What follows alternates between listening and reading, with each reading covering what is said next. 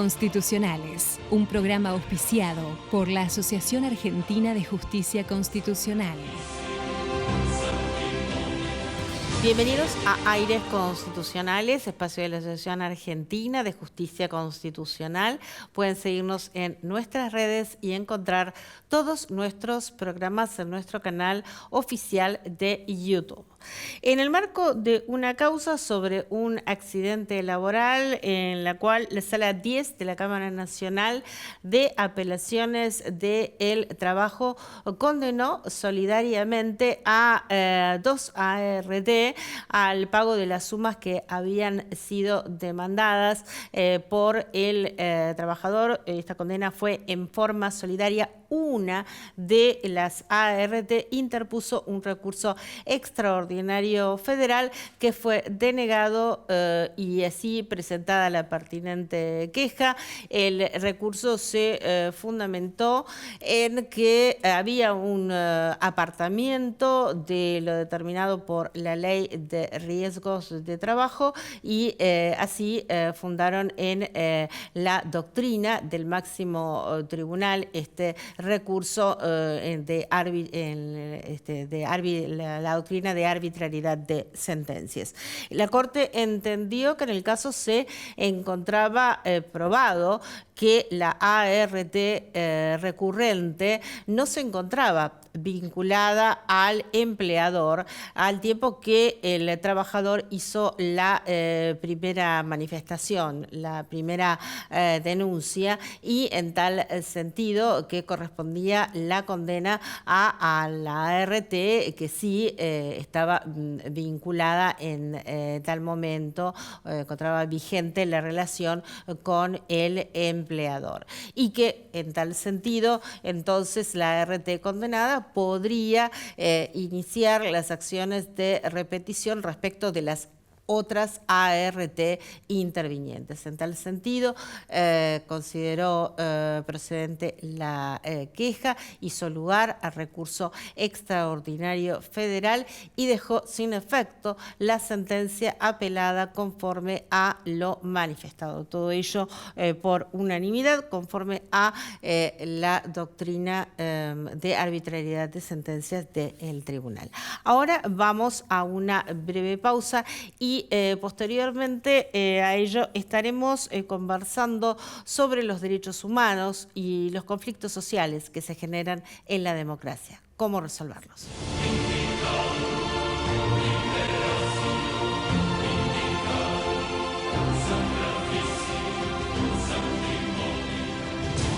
Bueno, muy bien, aquí seguimos en Aires Constitucionales. Hoy nos acompaña el doctor Alejandro Nató, que es doctor en Derecho por la Universidad Nacional de Mar del Plata, un referente destacado e ineludible en la construcción de los consensos en nuestro país. Actualmente preside el Centro Internacional sobre el Estudio de la Democracia y la Paz Social. Es profesor universitario en materia de derechos humanos desde hace años, más de 10, está en la Defensoría del Pueblo de la Nación, lidera la Oficina de Gestión de Conflictos de dicha Defensoría, institución que conoce profundamente y de la cual hoy vamos a estar conversando, y también quiero mencionar que se ha postulado para la titularidad de la Defensoría en el pasado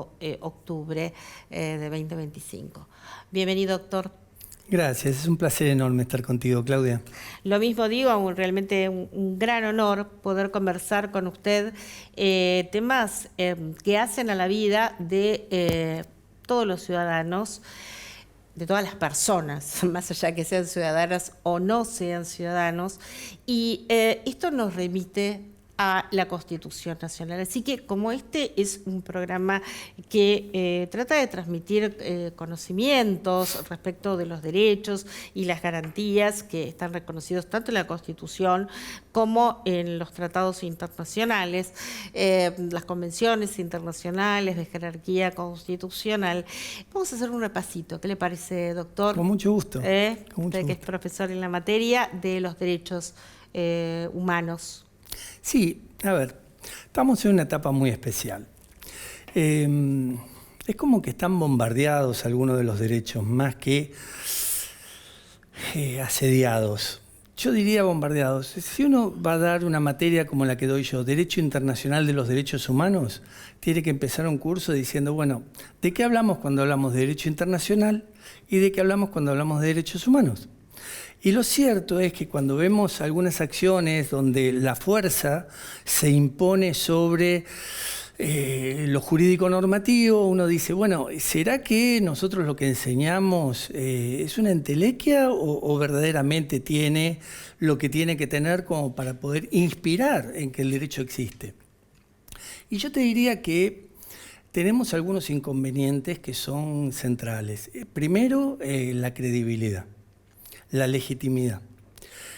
Hay como alguna anomia boba internacional por un lado, pero hay como alguna también inobservancia de los derechos por el otro. Entonces, si uno dice, ¿cuáles son los derechos? Y acá tenemos lo que podría llegar a ser el orden jurídico normativo, la Constitución y los tratados internacionales. Nosotros vivimos una etapa de dictadura. Tuvimos un estatuto para el proceso de reorganización nacional por encima de lo que es este plexo jurídico normativo al que hacía referencia anteriormente. El mundo entero tiene también su sistema jurídico donde las normas están por encima de cualquier tipo de estructura donde se puede imponer una lógica distinta. Pero ahí vemos que el poder económico transnacional y el poder militar, por otro lado, se imponen por encima de las normas. Entonces, no podemos prescindir de lo que acaba de pasar en Venezuela, en un acontecimiento en el cual un país dice, bueno, yo me voy a meter en ese país porque me interesa en los recursos naturales de ese país y a partir de allí vemos cómo ordenamos jurídicamente el sistema constitucional de ese país. No, tiene normas ese país. Y sin embargo, se puede, desde el punto de vista político, de un nuevo orden que se está transformando a partir de la caotización, trastocar ese sistema jurídico y pasar a imponer ciertas nuevas reglas de juego. El tema es, ¿de qué orden hablamos cuando hablamos del orden? Y vos me hacías mención recién que querías hablar del derecho internacional y los derechos humanos. Bien, el derecho internacional existe, los derechos humanos también. Si no existieran los derechos humanos y el derecho internacional tendríamos un problema, porque tendríamos un problema en cuanto a la concepción de la paz, en cuanto al orden internacional, en cuanto a la convivencia, en cuanto a las reglas de juego, en cómo se resuelven los conflictos. Pero lo cierto es que hay un problema. Y el problema pasa por el grado de inobservancia que a veces se tiene también con determinado tipo de derechos que vienen de las normas internacionales. ¿Por qué? Porque tenemos derechos económicos, sociales y culturales que para cumplirlos necesitas recursos. Y entonces tenemos presupuestos apocados debido a que estamos endeudados y los recursos son finitos. Entonces, ¿hasta dónde esos recursos finitos pueden tener un lugar dentro de lo que es la posibilidad del ejercicio de ese derecho cuando no hay recursos? Exacto. Y vamos a estos temas. A ver, Bien. Primero, yo tengo derecho a la salud, pero si voy a la obra social y me dicen, no, hace una acción de amparo si querés tener derecho a la salud, yo digo, pero ustedes deberían efectivizarme el derecho a la salud, porque para eso estoy afiliado, tributo, hago mi aporte dentro de la obra social, me corresponde este derecho. No, pero si no haces la acción de amparo y si no viene un juez a decirme que tengo que efectivizar tu derecho no es, hasta que venga un juez y me diga qué es. Bueno, estos problemas que tenemos que son estructurales, que no pasa solo por allí, pasa también por la concepción de qué tipo de Estado tengo. Si yo achico el Estado al punto tal de mermarle sus capacidades de dar respuesta, difícilmente ese Estado que no tenga posibilidad de dar respuesta esté a la altura de la circunstancia cuando yo quiero efectivizar mi derecho. Yo puedo tener derecho a la vivienda. Ahora, ¿hay vivienda para todos? No hay. Pero ¿cómo priorizamos quién tiene el derecho y quién no lo tiene? ¿Hasta dónde ese derecho puede ser efectivo? Y acá viene un sinnúmero de cuestiones que tienen que ver con no solo los derechos de primera generación, que son los civiles y políticos, claro, sino los derechos de segunda generación, que ya son los sociales, y los derechos de tercera generación, que son esos derechos que tienen que ver con el consumo, con el medio ambiente. Yo me compro un auto porque aspiro a tener un 0 kilómetros. Sí. Y hay cláusulas en las cuales me van diciendo, bueno, tenés que ir dando pasos, y me ponen siempre una cuota nueva arriba de la cuota que yo teóricamente tenía que pagar para licitarlo. Una vez que obtuve la licitación, después me dicen, no, pero tenés que pagar también el derecho de adjudicación. Después me dicen, pero tenés que pagar estos formularios. Nada de todo esto estaba ni siquiera dialogado dentro de lo que eran las reglas de juego. Y sin embargo hay una lógica simétrica dentro de lo que es determinado tipo de posicionamiento dentro del mercado de algunos que tienen mucho poder frente a aquellos que tienen muy poquito poder. Y esto sí tiene que ver en esa lógica asimétrica, en ese desequilibrio, sí tiene que aparecer el derecho. Por eso es tan importante que nosotros tengamos en cuenta que sin organismos de garantía difícilmente puede haber tutela de derechos, porque el derecho de por sí requiere también alguna palanca que te apalanque para que vos puedas lograr dentro de esa simetría alguna lógica de mayor tipo de equidad, partiendo de la base que hay desigualdades y que hay inequidades. Sí. Entonces, si nosotros dijéramos, bueno, no existen ni las desigualdades ni las inequidades, si vivimos en un país de iguales, yo estoy de acuerdo que podríamos concebir que esos derechos son efectivos, pero no tenemos todos los derechos efectivizables. Entonces ahí es donde a mí me gustaría hacer pie en la necesidad de tener organismos de control, de tener mayor presencia del Estado, de hablar de la estatalidad, hasta dónde jactarse de reducir el Estado es un buen producto. Puede ser un buen producto marketinero social, pero cuando yo toco áreas sensibles del Estado que asimilan la demanda, canalizan la demanda, dan respuesta y ahora no están más, digo, me estás dejando sin el Estado que verdaderamente hace el Estado social. Claro. Entonces yo no me puedo jactar también de esas reducciones estructurales de las capacidades del Estado para dar respuesta. Tengo que ver hasta dónde puede haber determinado tipo de abuso de estructuras del Estado donde verdaderamente fueron cooptadas por determinado tipo de sectores políticos, y uno dice, bueno, mira, vamos a redistribuir, vamos a redimensionar. Pero una cosa es redimensionar y otra cosa es eliminar áreas sensibles del Estado. Doctor, ¿puede haber orden social perdurable sin reconocimiento de derechos? Y en tal sentido, ¿qué rol juega cada uno de los poderes del Estado para mantener el orden social? Sí, a ver, uno cuando habla del orden tiene que ver de qué orden hablamos. Del orden de la tranquilidad social, sí. La tranquilidad tiene que ver con la convivencia. Sí. Ahora, cuando se rompen las reglas de juego de la convivencia, a partir de la desigualdad, claro. Digo, eso hace que, lógicamente, haya gente que tiene derecho a la libertad de expresión, a la protesta, al reclamo. Eso, lógicamente, hace que haya sectores sociales que se aglutinen para poder reclamar sus derechos y aparecen los movimientos sociales. El escenario, la calle. Bueno, la calle es uno de los escenarios donde se puede ejercer el derecho a la protesta, la libertad de reunión y la libertad de expresión perfectamente, porque es el espacio público, el lugar vivificante, el lugar de la política. Yo no puedo eliminar la calle, yo no puedo eliminar la política. La política para mí es uno de los lugares centrales de la vida democrática. Si yo pienso en un Estado social de derechos, si yo pienso en el derecho, tengo que pensar en algunos núcleos centrales de lo que podría llegar a ser la estructura jurídica. Y te saco del derecho y te llevo a lo fáctico, sí. al llano. A lo que pasa todos los días. Claro. A mí me tocaste un interés y lógicamente yo tengo que decir, mirá, yo quiero recuperar mi lugar, yo quiero que me escuches, yo quiero ser visible porque necesito que atiendas lo que verdaderamente mi derecho fundamental, que me lo acaban de conculcar, tiene que ser canalizado, tiene que ser viabilizado por algún lugar. Pero para eso me tengo que hacer ver, te tengo que decir. Con el derecho a peticionar a las autoridades, esto no me gusta. Con la libertad de expresión, te puedo decir, mirá, lo que vos estás haciendo no está bien. Puedo ejercer mi crítica a la función política. Y eso se hace en la calle. Claro. ¿Y porque qué pasa si no lo hago en la calle, ¿dónde lo hago? La pregunta es, ¿dónde me ven? Y si no me ven, ¿me atienden? Doctor, ¿y cómo resolvemos esta cuestión de obstaculizar el derecho a circular?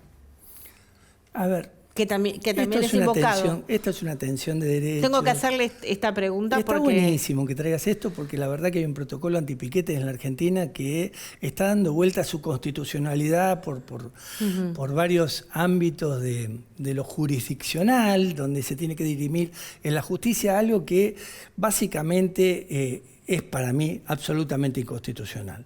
Pero digo, más allá de lo que yo pienso, esto lo va a dirimir un juez. ¿Por qué hay libertad de tránsito? Sí, hay libertad de tránsito y es constitucional, pero hay derecho también de reunión, libertad de expresión,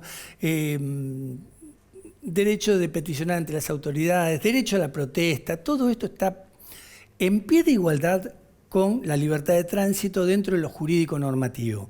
¿Por qué? Porque todos los tratados internacionales, entre ellos la Convención Americana de Derechos Humanos, más el Pacto Internacional de Derechos Civiles y Políticos, prevén, más la Declaración Universal de los Derechos Humanos, prevén que estas normas son normas muy importantes. Nada más que la libertad de expresión dentro de lo que es el nervio central de un país que vive un Estado de Derecho, tiene que ser la columna vertebral. No es un derecho más. Vos lo tenés que resguardar como sea, como supo decir Voltaire, o por lo menos como se lo asignan a Voltaire. Yo no estoy de acuerdo con lo que decís, pero daría la vida para que lo digas, porque verdaderamente tenés derecho a decirlo. Sí. Bueno, esto pareciera ser que irrita. E irrita si se hace en la calle. Yo he leído mucho sobre esto, he trabajado mucho sobre esto y me he metido en muchísimos conflictos de calle. Usted fue defensor del pueblo de la ciudad, sí, ¿verdad? Sí, y aparte me tocó ser en el 2001. O sea, digo para que sepamos qué momento de la Argentina... Está largo su CV que tenía. Claro, qué momento. Se había dado vuelta todo el orden, estaba desordenado todo. Sí, sí.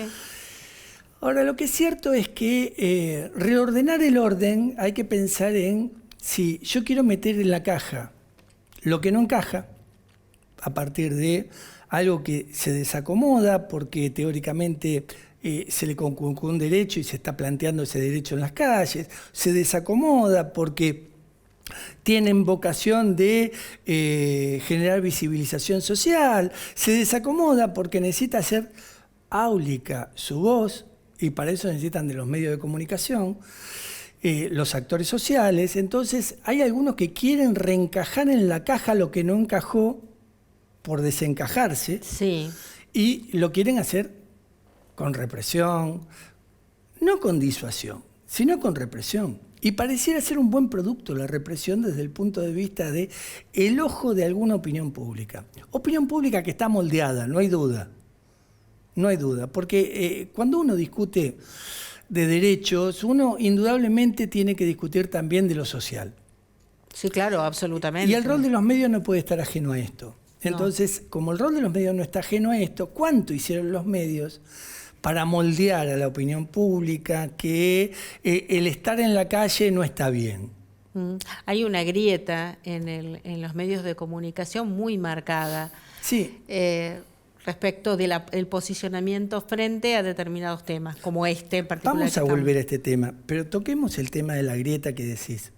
Esa polarización política donde se hizo gala en el mundo entero. La polarización es algo que existe como un nuevo producto de relacionamiento. Esto de poner una frontera y del otro lado de la frontera al otro, esto de justificar la violencia, entre otras tantas cosas, porque es un otro, esto de generar la cultura del odio o la descalificación porque está el otro, esto de incluso maltratar desde el poder, como si no se reprodujera socialmente, pero en verdad todo lo que se hace horizontalmente proviene de algo vertical también, proviene de una habilitación vertical también. Entonces digo, todo esto que en definitiva hace a la estructuración de un enemigo, en la lógica del amigo-enemigo, bueno, parece que se hizo carne socialmente. Entonces no invites a comer a casa al novio de la nena porque piensa distinto, no porque no lo queremos o por algo por el estilo, piensa distinto. Y esto se corrobora en los medios de comunicación. Uno va a buscar a los medios de comunicación lo que uno quiere escuchar también. Esto de lo... Guñasqui hizo un libro muy interesante que se llama La noticia deseada. Que uno va a buscar lo que el medio te da y hay un vínculo entre lo que el medio te da y lo que vos querés. Y uno reafirma de ese modo o se autoafirma de ese modo en tu pensamiento en función de lo que el medio te da, pero vos ya sabés lo que te va a dar por la fidelización que existe en ese ida y vuelta con el medio de comunicación. Bueno, en esta lógica, los medios no son más críticos al poder. Hay muchos medios que o son muy oficialistas y se ofrecen al poder de un modo hasta de genuflexión periodística, y vos decís, bueno, pero ¿están haciendo periodismo o están verdaderamente haciendo oficialismo? Digamos que los librepensadores son rara avis en este contexto. Yo creo que dentro de los medios es muy raro encontrar un librepensador. Y no está mal, porque todo el mundo tiene que tener un posicionamiento conforme público, ideologías, con tu ideología, obviamente, con tu convicción, con tu forma de vale. pensar, porque para eso somos una sociedad incluso politizada. Sí. Pero creo que hay determinado tipo de pautas en las cuales la crítica al poder debería estar en el rol del periodista. Claro, absolutamente. Si no está la crítica, la mirada, el pensamiento crítico. El pensamiento crítico, pero ¿Qué es cuidado. el pensamiento transformador?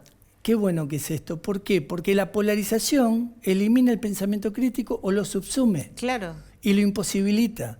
Entonces, esa lógica de yo digo tal cosa en función de lo que está esperando el televidente, el radioescucha, el lector, lo que fuera. Pero esto que digo no es ya tomo la noticia, busco la fuente, verifico la fuente, la posiciono a la noticia tratando de que sea lo más verosímil posible para que esas personas tomen una mejor decisión en la vida democrática, y para eso tengo que tener un pensamiento crítico, sino lo voy acomodando en función de cómo me amoldé, ya sea o por la línea del medio al que pertenezco, o ya sea por mi propio posicionamiento también por los condicionamientos económicos. Bueno, yo lo entiendo, yo no estoy cuestionando eso. Lo que estoy diciendo es que se va licuando y va mermando mucho ese pensamiento crítico detrás de muchos medios de comunicación. No de todos, pero detrás de muchos, que entraron en la lógica de la grieta. Y así como algunos están altamente politizados a favor de un oficialismo, otros están altamente politizados dentro de la oposición. Y acá no está mal, pero es lo que tenemos. Es lo que tenemos. ¿Qué es el buen periodismo? Y es aquel que preserva todavía el pensamiento crítico. Sí, por supuesto. Es aquel que lo preserva, que lo evalúa. Entonces vuelvo a la incidencia que tiene todo esto dentro de lo que es las acciones de calle. Y uno dice, bueno, el actor social si no se expresa en la calle donde se expresa.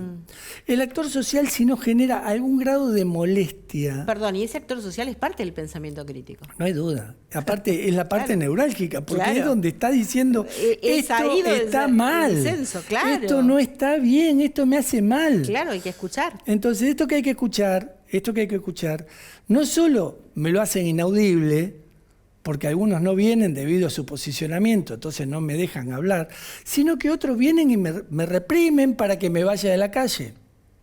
O por lo menos forma parte de un acting, de un acto simbólico. ¿Por qué? Y porque va acomodando esa represión o esa disuasión represiva, va acomodándose a esa opinión pública que tiene ese grado de exigibilidad. Doctor, ya tenemos que ir cerrando, por supuesto que este es el primero de si usted me lo permite, de tantísimos programas que vamos a ir desarrollando, porque esto hace a la vida de una sociedad y del rol fundamental que tiene que tener el Estado como transformador de la realidad. Es decir, no es un Estado con una concepción fatalista de la realidad. Esto es lo que es. No, esto está para ser transformado, para la mejora de la sociedad toda. Nos quedan unos segundos para que cierre usted y ya nos vamos del programa. 20 segundos. Bueno, simplemente que no hay que bajar los brazos, que hay que seguir bregando por la dignidad de las personas, por la equidad y por los derechos de las personas, y creo que hay organismos como la Defensoría del Pueblo, del cual hacías mención. Yo trabajo con casi todas las Defensorías del Pueblo del país, que tienen un rol fundamental en esto. Bien, vamos a seguir desarrollándolo en próximos programas, doctor. Muchísimas gracias nuevamente. Nosotros nos despedimos hasta nuestro próximo programa, como siempre, aquí en México.